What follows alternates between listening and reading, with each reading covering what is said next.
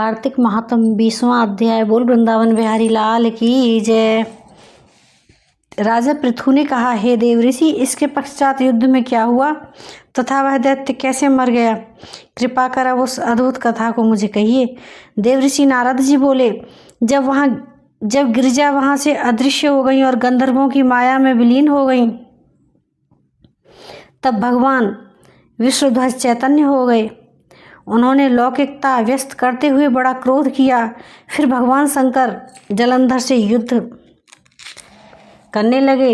जलंधर शंकर के बाणों को काटने लगा, परंतु अब काट न सका, तो उसने माया की पार्वती बनाकर अपने रथ पर बांध ली, जो शुंभ निशुंभ द्वारा विद्यमान थी और विलाप कर रही थी।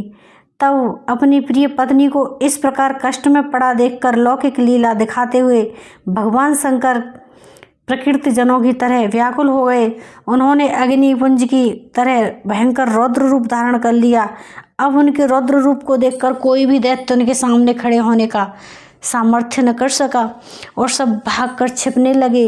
यहाँ तक कि शुंभ निशुंभ भी युद्ध में स्थित होने को समर्थ न हो सके। जलंधर की सारी माया क्षण भर मात्र में नष्ट हो गई। संग्राम में चारों ओर हाहाकार होने लगा। शिव जी ने उन भागते हुए शुंभ निशुंभ को शाप देकर बड़ी धिक्कार दी और उनसे कहा, तुम दोनों बड़े दुष्ट हो, तुमने मेरा बड़ा अपमान किया है।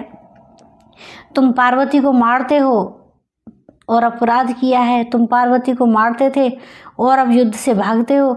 भागते को मारना पाप है। इससे अब मैं तुम्हें नहीं मारूंगा, परंतु गौरी तुम्हें अवश्य मारेगी।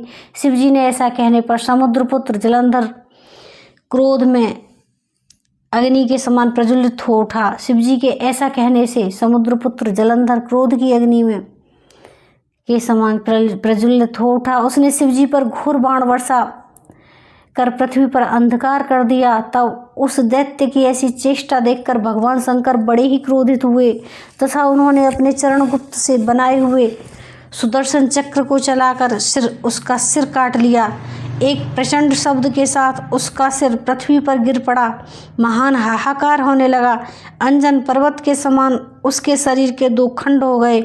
उसके रुधिर से संग्राम भूमि व्याप्त हो गई। सारी पृथ्वी विह्वल हो गई। शिव अज्ञा से उस रक्त और मांस महागौरव में जाकर रक्त का कुंड हो गया तथा उसके शरीर से तेज निकलकर शंकर जी के शरीर में वैसे ही प्रवेश कर गया जैसे कि वृंदा का तेज गौरी जी के शरीर में प्रविष्ट हुआ था। जलंधर को मरा हुआ देखकर देवता गंधर्व सभी बहुत प्रसन्न हो गए। बोल वृंदावन बिहारी लाल की जय।